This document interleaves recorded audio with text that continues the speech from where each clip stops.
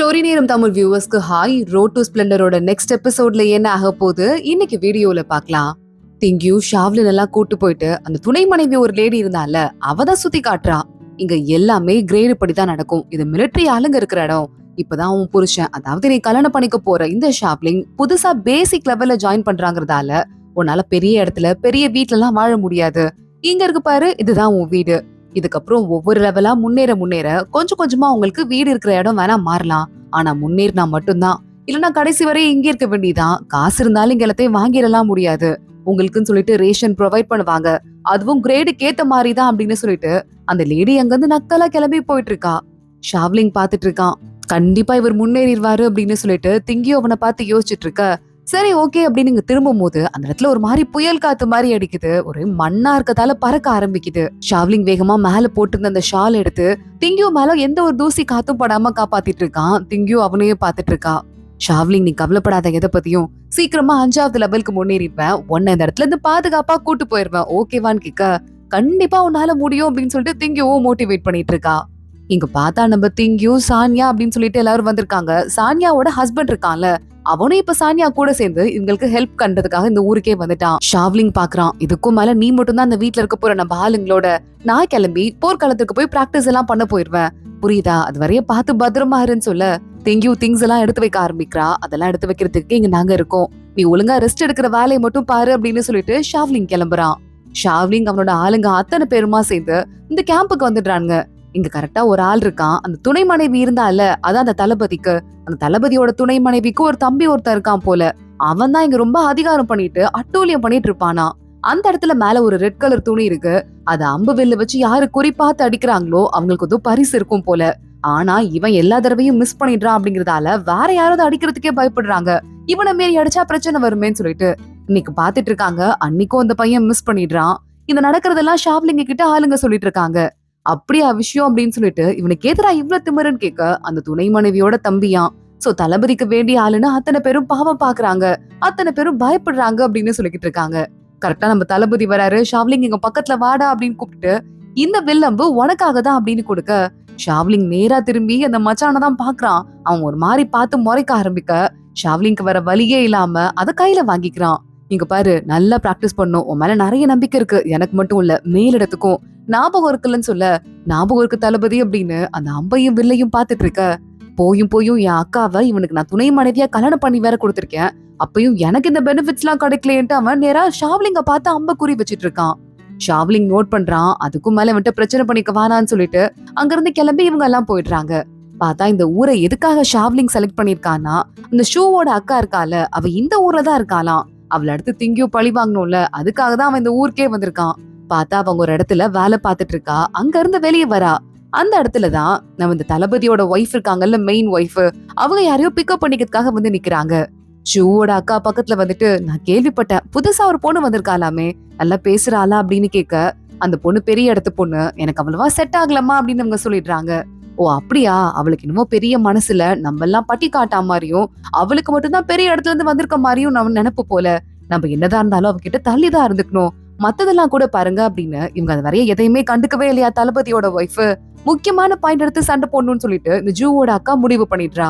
நான் வேற கேள்விப்பட்டேன், இத்தனை நாளா உங்க துணை மனைவி அப்படி இருக்கிற இடம் தெரியாம இருந்தவ இன்னைக்கு அந்த திங்கியூ பேசுனதுல இருந்து ரொம்ப திமிரா தெரியறாளாமேன்னு இவங்க வீக்கான பாயிண்ட்ல கைய வச்சுற பயங்கரமா அந்த தளபதியோட ஒய்ஃப் மறைச்சிட்டு இருக்காங்க.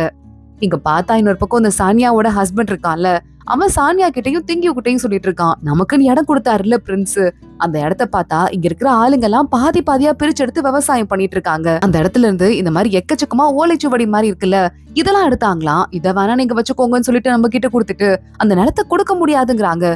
என்ன பண்றதுன்னே தெரியலன்னு புலம்பிட்டே போயிட்டு இருக்கான். இதெல்லாம் தூக்கி போட்டுலாமா, புதஞ்சு கடந்தது அப்படின்னு சொல்ல திங்கியூ அதெல்லாம் எடுத்து பாக்குறா. அவளுக்கு ஏதோ ஒரு ஐடியா ஒண்ணு வந்துட்டு இருக்கு. அன்னைக்கு கொஞ்சம் ட்ரெஸ், கொஞ்சம் ஜுவல்லரி அதெல்லாம் எடுத்துட்டு தளபதியோட ஒய்ஃபை பாத்துட்டுலான்னு வீட்டுக்கு போக அங்க பார்த்தா தளபதி கிட்ட அந்த ஒய்ஃப் சண்டை போடுறது வெளியே வரைய கேட்டுட்டு இருக்கு. ஏயா, எவ்வளவு தைரியமா இருந்தா உன் மூஞ்சிக்கு இன்னொரு துணை மனைவி வேற கேக்குது, ஏன் நான் உனக்கு பார்த்தாதான்னு சொல்லிட்டு சண்டை போட்டுட்டு இருக்காங்க. இதெல்லாம் ஒரு ப்ராப்ளமா? துணை மனைவி எல்லாருக்கும் தான் நிறைய பேர் வச்சிருக்காங்கன்னு சொல்லிட்டு தளபதி சொல்லிட்டு இருக்காரு. ஏன் இந்த புதுசா ஒரு பொண்ணு திங்கியும் வந்திருக்காளே, பேசாம அவளை வேணா கட்டிக்கோ, ஏன் சின்ன பொண்ணா இருக்கான்னு சொல்லிட்டு தளபதியோட ஒய்ஃப் கத்த ஆரம்பிக்க, நேரா தளபதி வெளியே வராரு. இங்க திங்கியூ வெளியே நின்னுட்டு இருக்கத பாத்துட்டுறாரு. அவ கை காலை உடைக்கிறேன்னு சொல்லிட்டு மறுபடியும் தளபதி உள்ள போயிடுறாரு. திங்கியூ மறுபடியும் வீட்டுக்கு போயிடுறா. ஷாவ்லிங் அங்க இருக்கான். என்னாச்சு, நல்லபடியா மீட்டிங் போச்சான்னு கேட்க, திங்கியோட முகத்தை பார்த்தே இது நல்லா போலன்னு கண்டுபிடிச்சிடுறான்.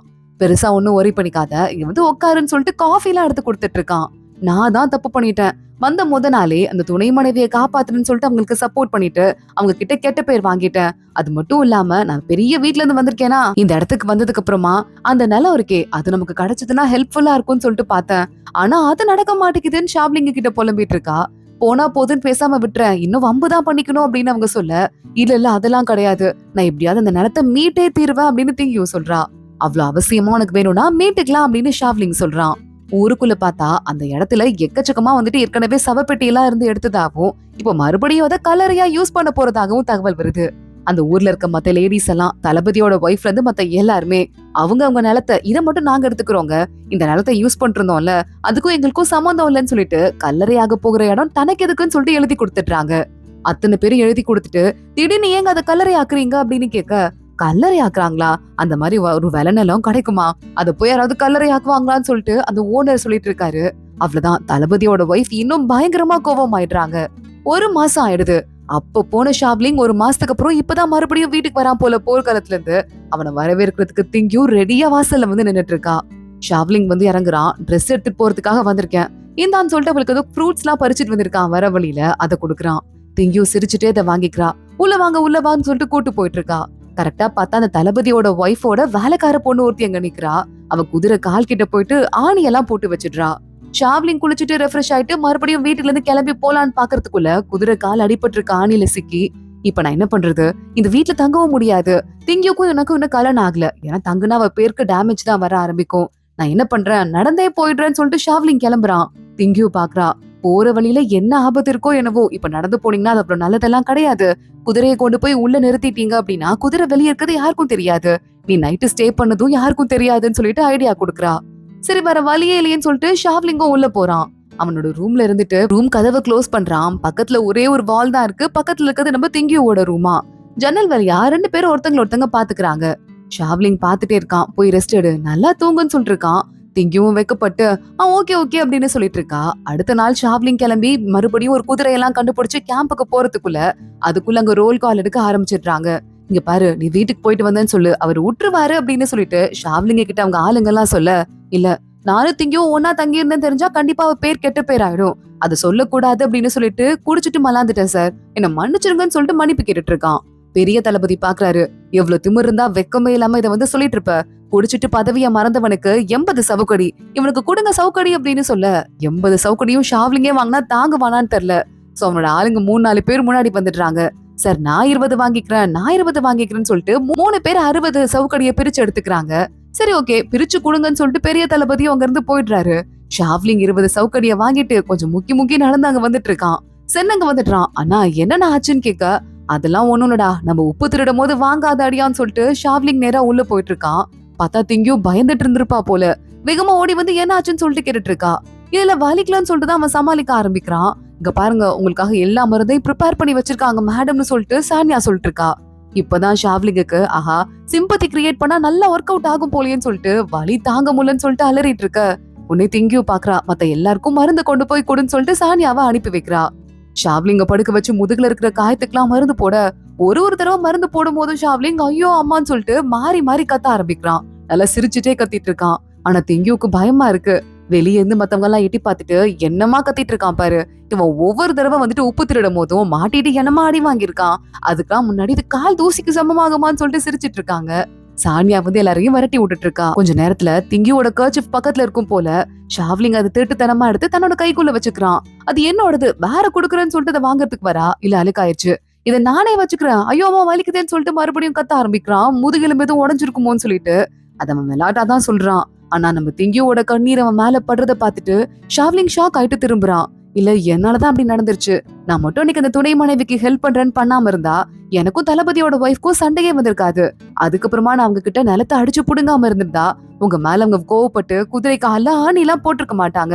எல்லாத்துக்கும் காரணம் நான் தான் அப்படின்னு சொல்லிட்டு பயங்கரமா ஃபீல் பண்ண ஆரம்பிக்க, இங்க பாரு, என்ன நீ எல்லாம் தப்பு பண்றன்னு நினைச்சிட்டு இருக்கியா? நீ பெரிய வீட்ல இருந்து வந்த பொண்ணு. வசதி இல்லாதவங்கள எப்படி பழகுறதுன்னு கூட உனக்கு சுத்தமா தெரியாது. ஆனா நான் அப்படியா? சின்ன வயசுல இருந்தே நானும் வசதி இல்லாம தான் வளர்ந்தேன். ஆனா நான் உனக்கு ஒரு ஐடியா கூட கொடுக்காம இருந்துட்டேன் பாரேன். நான் உனக்கு சொல்லவா அப்படின்னு கேட்க திங்கியூ சொல்லிட்டு இருக்கா. இங்க இருக்கிற என்கிட்ட இருக்க எல்லா சொத்தையும் கொண்டு வந்து ஆளுக்கு கொஞ்சமா கொடுத்தோம் அப்படின்னா அது மூலமா அவங்க என்கிட்ட க்ளோஸ் ஆவாங்க. நான் தப்பு கணக்கு போட்டேன். ஆனா அதெல்லாம் பார்த்துட்டு நான் ஏதோ உயரத்துல இருக்க மாதிரியும் அவங்கள மட்டமா நினைக்கிற மாதிரியும் அவங்க தப்பா நினைச்சிட்டாங்கன்னு திங்கியூ சொல்றா. கரெக்டா பாயிண்ட் புடிச்சிட்ட. நீயும் அவங்கள ஒருத்தி தான் அப்படிங்கறத மட்டும்தான் நீ காட்டணும். அவங்க சாப்பிடுற சாப்பாடு தான் நீயும் சாப்பிடுற. அவங்கள மாதிரியே வேலை பாக்குற. அதே கஷ்டம்லாம் உனக்கும் இருக்குன்னு தெரிஞ்சதுன்னா அவங்க உன்கிட்ட ஃப்ரெண்ட் ஆயிருவாங்கன்னு சொல்லிட்டு ஷாவ்லிங் ஐடியா கொடுத்துட்டு இருக்கான். திங்கியும் அடுத்த நாள்ல இருந்து தண்ணி எடுக்கிறது, சமைக்கிறது, சமைச்சத தீய விட்டு கஷ்டப்படுறது, புகைச்சல்ல இருக்குதுன்னு சொல்லிட்டு அவ பாட்டுக்கு வாழ்க்கையை வாழ ஆரம்பிக்கிறா. என்ன பட்டணத்து பொண்ணுக்கு திடீர்னு இப்படி ஒரு பக்குவம் வந்துருச்சுன்னு சொல்லிட்டு அங்க தளபதி ஒய்ஃப்ல இருந்து அத்தனை பேரும் பாத்துட்டு இருக்காங்க. இப்படியே நாளுங்க ஓடிட்டே இருக்கு. அன்னைக்கு ஒரு நாள் திங்கியும் கடைக்கு போயிட்டு வந்துட்டு இருக்கும் போது திடீர்னு மேகமூட்டமா இருக்கு. மக்கள் எல்லாருமே தானியத்தெல்லாம் காய போட்டிருப்பாங்க போல. லேடிஸ்லாம் அவசர அவசரமா எல்லாரும் போயிட்டு எடுக்க ஆரம்பிக்க திங்கியோ போறா. பக்கத்துல இருந்த ஒரு லேடிக்கு ஹெல்ப் பண்ண ஆரம்பிக்கிறா. போற வழியில பொத்துன்னு சேரல விழுந்தெல்லாம் வச்சிடுறா. ஆனா அப்ப கூட அதை பத்தி யோசிக்காம அவ பாட்டுக்கு ஹெல்ப் பண்ண தளபதி ஒய்ஃப்ல இருந்து அத்தனை பேரும் அவளையே பாத்துட்டே இருக்காங்க. அதுக்குள்ள வீரர்கள் வராங்கன்னு சொல்லிட்டு சத்தம் கேக்குது. ஷாவ்லிங்கும் வந்துடுறான். திங்கியூக்குலாம் ஹெல்ப் பண்ண ஆரம்பிச்சிடுறான். திங்கியூ அப்பயும் சின்சியரா வேலை எல்லாம் பாத்துட்டு இருக்க தளபதி ஒய்ஃபே வராங்க. எப்படிமா இந்த வேலைலாம் உனக்கு தெரிஞ்சிருக்குன்னு கேட்க, நான் கொஞ்ச நாளைக்கு இப்படிதான் அகதியா சுத்திட்டு இருந்தேன். சாப்பிடறதுக்கு சாப்பாடும் போட்டுக்கிறதுக்கு துணியும் கிடைக்கிறதே பெரிய விஷயம்க்கா. அந்த மாதிரி இடத்துல இருந்து வந்த எனக்கு ஒரு தானியத்தோட மதிப்பு என்னன்னு தெரியும். அதான் ஹெல்ப் பண்ணலாம்னு ஓடி வந்துட்டேன்னு சொல்லிட்டு திங்கியும் சொல்லிட்டு இருக்கா. அவங்க பாத்துட்டு நான் தான் உன தப்பா நினைச்சிட்டேன் போல அப்படின்னு சொல்லிட்டு இருக்காங்க. சுத்தி மத்தவங்க எல்லாம் வந்துடுறாங்க. எனக்கு ஹெல்ப் பண்ணதுக்கு ரொம்ப தேங்க்ஸ்மா அப்படின்னு சொல்லிட்டு இருக்காங்க. திங்கியூ கிட்ட அவங்க கொஞ்சம் கொஞ்சமா க்ளோஸ் ஆக ஷாவ்லிங் பாக்குறான், சிரிக்க ஆரம்பிக்கிறான்.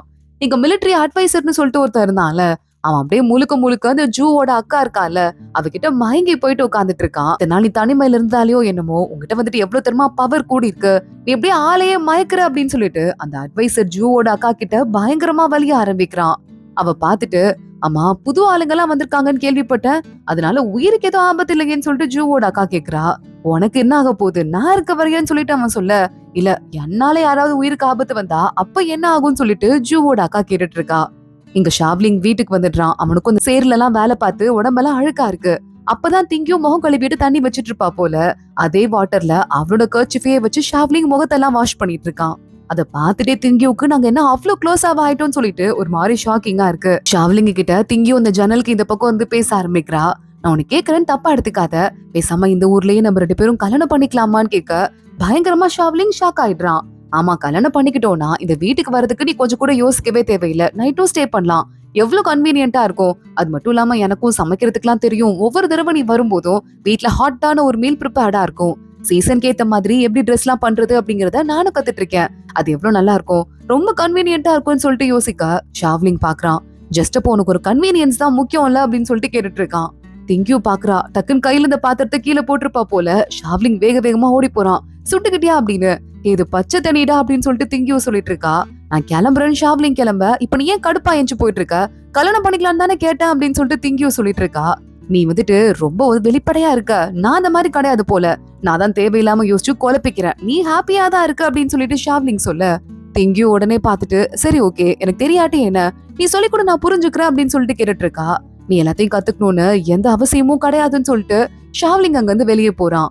சரின்னு பாத்துட்டு இப்ப என்ன கல்யாணம் பண்ணிக்கலாமான்னு தானே கேட்டாங்க, அதுல என்ன தப்பு இருக்குன்னு கேட்க எல்லாத்தையுமே சொல்றா. கம்ஃபர்டபுளா இருக்கும், சாப்பாடு கிடைக்கும், ட்ரெஸ் கிடைக்கும், கன்வீனியன்ட்டா இருக்கும்னு சொல்றா. ஆனா உன்னே ஒண்ணு மட்டும் வாயிலிருந்து வரவே இல்ல. அதாவது நம்ம 2 பேரும் லவ் பண்ணலாம்னு சொல்றாளா பாரு. லவ்வே இல்லாம ஒரு கல்யாணம் பண்ணிக்கணும்னு சொல்லிட்டு நான் என் வாழ்க்கையில என்னைக்குமே ஆசைப்பட்டது கிடையாது, இதுக்கும் மேலேயும் பண்ணிக்க மாட்டேன்னு சொல்லிட்டு அங்க இருந்து கிளம்பிட்டு இருக்கான். இங்க பார்த்தா ரொம்ப நாளுக்கு அப்புறமா நமக்கு இந்த யாக்கியோட வீடு இருக்குல்ல, யூஜிங்கோட வீடு காட்டிட்டு இருக்காங்க. யூஜிங்கோட அம்மாவோட வேலைக்கார லேடி அங்க இருக்க யாக்கியோட வேலைக்கார பொண்ணு கிட்ட இதே மாதிரி எனக்கு ஒரு எம்ப்ராய்டரி போட்டு தெரியாமா, என் பேரனுக்கு பர்த்டே வருதுன்னு கேக்குறாங்க. யாக்கி அங்க வந்துடுறா. இங்க பாருங்க, உங்க பர்சனல் வேலையெல்லாம் வீட்டுல இருக்க வேலைக்காரங்க கிட்ட வாங்கிக்க கூடாது. உங்களுக்கு வேலை பார்த்து அவளுக்கு எனக்கு வேலை பார்க்க டைம் கிடைக்கலன்னா என்ன பண்றது, அதெல்லாம் கொடுக்க முடியாது போங்கன்னு சொல்லிட்டு துரத்தி விட்டுடுறா. இத நல்லா காதுல வாங்கிட்டு யூ மேடம் இருக்காங்கல்ல, அவங்களுக்கு ஒரு எம்ப்ராய்டரிய போட்டு கொடுக்குறாங்க. இல்லம்மா நான் தான் தப்பு பண்ணிட்டேன், கேட்டிருக்க கூடாதுன்னு சொல்ல, யாக்கி என்னைக்கு என்கிட்ட அசிஸ்டண்டா இருக்க ஒன்ன மரியாதை இல்லாம பேசுறாளோ, என்னவ மதிக்கலன்னு சொல்றாங்கிறது நல்லா வெளிப்படையா புரியுது. பாத்துக்கலாம், நீ இதை எடுத்துட்டு போ அப்படின்னு அவங்க சொல்லிட்டு இருக்காங்க. அதோடதான் இன்னைக்கு எபிசோட் முடியுது. யாக்கிக்கு ஆல்ரெடி மாமியாரே எதிர்த்துக்கிறதுக்கு தைரியம் வந்துருச்சு. தொடர்ந்து என்ன ஆக போகுது பாக்கலாம். இந்த வீடியோவை லைக் பண்ணிக்கோங்க, மறக்காம நம்ம சேனலுக்கு சப்ஸ்கிரைப் பண்ணிட்டு பெல் ஐக்கானையும் கிளிக் பண்ணிக்கோங்க. அடுத்த வீடியோல பார்க்கலாம். அது வரைய பாய்.